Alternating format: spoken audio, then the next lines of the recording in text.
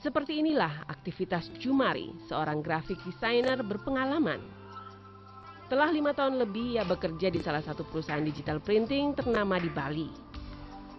Sekarang, Jumari memegang posisi sebagai Head of Graphic Designer. Ia bertanggung jawab atas segala kualitas desain dan percetakan berbagai macam produk grafis. Awalnya Jumari tidak yakin kehidupannya akan seperti hari ini. Jumari adalah contoh nyata bagaimana seorang penyandang cacat atau disabilitas mampu memimpin anak buahnya yang normal. Saya punya yang karyawan yang kendala fisik 15, difabel ya, dia orang bilang 15. Yang tugas seperti Jumari ada 3 orang ya, yang graphic designer. Tapi ada juga yang marketing, gitu. Ada yang marketing juga. Setiap tahun paling nggak saya ambil 1 orang dari Cibinong gitu untuk membantu saya gitu. Buat saya perlu kesetiaan ya. Saya lihat mereka sangat kesetiaannya sama perusahaan lebih tinggi gitu. Apapun kalau nggak punya jiwa mengabdi, buat saya berat buat kerja di perusahaan. Kalau dia misalnya mau usaha sendiri pun oke, nggak ada masalah buat saya. Tapi buat saya keluarnya juga harus lebih yang baik gitu. Tapi kebanyakan mereka sangat loyal, mereka dedikasi tinggi, produktivitasnya justru jauh melebihi yang normal. Yang di Jakarta ada manajer finishing saya juga, itu orang difabel juga. Itu saya percayakan semua finishing di percetakan saya kasih dia. Terus ada yang di bagian film, itu yang kontrol, itu sangat sensitif. Nah, saya kasih orang difabel juga. Terus yang bagus juga satu di marketing itu. Di marketing, tapi polio mungkin kasusnya tidak seberat Jumari. Dia bisa ketemu customer dia. Jadi ya marketing seperti orang biasa marketing, walaupun pincang tapi dia marketing. Selain Jumari, beberapa lulusan lainnya juga diterima di berbagai perusahaan besar. Omron adalah perusahaan elektronik Jepang berskala internasional yang sejak tahun 90-an telah merekrut karyawan penyandang cacat, terutama dari tempat ini. Dulu untuk di PVRBD istilahnya, memang dari awal mereka datang ke kita, ya kan, ada edaran dari pemerintah. Awalnya memang kita menerima edaran dari pemerintah, ada istilahnya kayak himbauan dari pemerintah supaya kita memperkerjakan orang-orang cacat.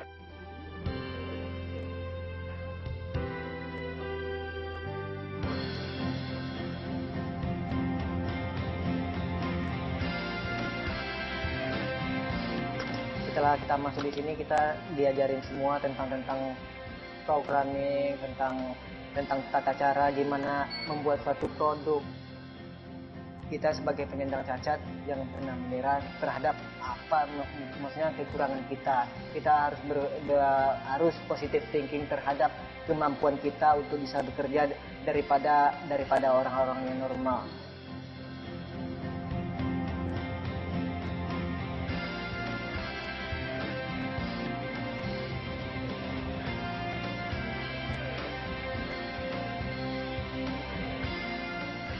Kalau di balai baru 10 bulan, kebetulan saya ngambil elektro. Nah, sedang di elektro itu sifatnya kayak ada 2 mandiri itu kan, seperti audio video, terus komputer itu kan. Sedang untuk teknik industri kayak ini seperti pengabelan PLC ini kan, program. Nah, itu seperti itu.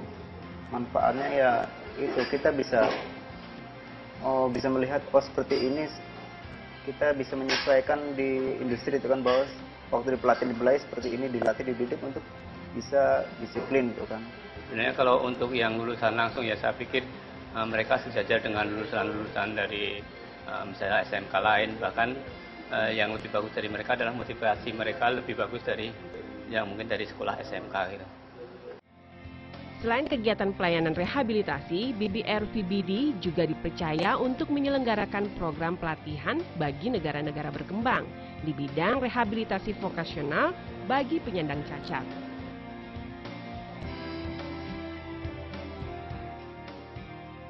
Pelatihan ini terselenggara atas kerjasama antar pemerintah Jepang melalui JICA dengan pemerintah Indonesia melalui Setnek dan Kemensos RI. Kegiatan pelatihan ini telah dilaksanakan selama 5 tahun dari tahun 2006 hingga 2010 yang diikuti oleh 19 negara di dunia. Berbagai aktivitas selama pelatihan mulai dari pagelaran seni, outbound untuk membangun kekompakan antar penyandang cacat, olahraga, kunjungan ke tempat wisata di Indonesia, hingga diskusi. Banyak hasil yang dicapai dari pelatihan ini. Berbagai peserta penyandang cacat dapat saling bertukar pikiran dan memecahkan berbagai permasalahan yang dihadapi para penyandang cacat. Kendala fisik atau disabel bukan halangan untuk maju. Cacat perilaku yang ada pada manusia normal seperti ketidakjujuran, ketidakdisiplinan, dan akhlak tidak baik lainnya lebih parah daripada cacat fisik namun masih memiliki akal budi yang luhur. Pandangan terhadap penyandang cacat atau disabilitas sekarang telah jauh berubah. Perusahaan mulai melihat keterampilan dan sikap yang baik saat mempekerjakan mereka. Pemerintah telah merumuskan Undang-Undang Penyandang Cacat Nomor 4 Tahun 1997 yang menghimbau agar pihak swasta mempekerjakan penyandang cacat atau disabilitas untuk memberdayakan mereka.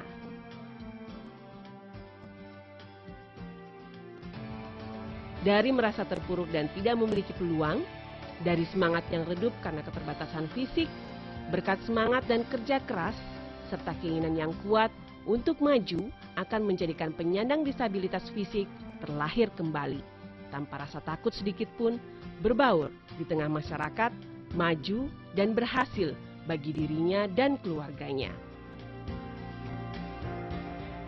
Dari manfaat yang setelah pelatihan di balai kemarin di BBRHBD itu sangat besar sekali, terutama dari segi mental.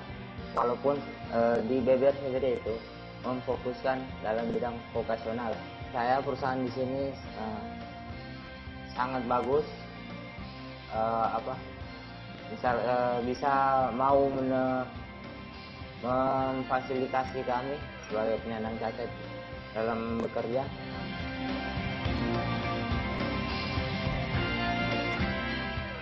Justru dengan melihat pelatihan yang didapat oleh mereka dari balai membuat saya tertarik gitu, karena cocok dengan kebutuhan kita.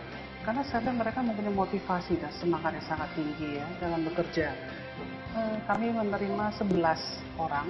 Dan pemerintah juga sangat membantu mereka dalam arti fasilitas yang diberikan itu cukup baik, dan kepribadian mereka juga cukup mandiri.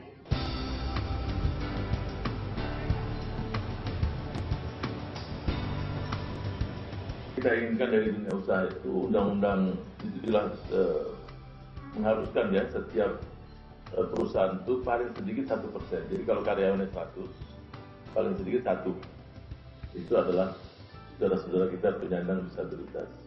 Itu yang kita harapkan, dan ini belum terwujud semuanya. Walaupun ya ada juga dunia usaha itu yang menampung lebih dari 1%. Jadi berapa persentase yang diinginkan? Kalau dalam Impres nomor 3 tahun 2010 pembangunan yang berkeadilan untuk tahun 2011-2012 itu yang kita inginkan tidak kurang dari 20%. Jadi kalau kita sudah hampir 20%, kita pahamlah memang APBN kita juga juga bebannya kan berat sekali. Kita juga mengerti. Tapi untuk mendapatkan keadilan itu ya paling kurang, paling sedikit ya memang kalau idealnya 50% ke atas, tapi kita juga memahami. Jadi kalau 20% saya pikir tidak bisa lagi turun dari situ. Nah kalau 20% saya yakin juga mudah-mudahan di akhir 2014 pun yang penyandang cacat berat itu bisa tercover semuanya. Itu yang kita inginkan. Nah 20% setiap tahun terus, jadi di akhir 2014 ya tercover semuanya 100%. Itu yang kita inginkan.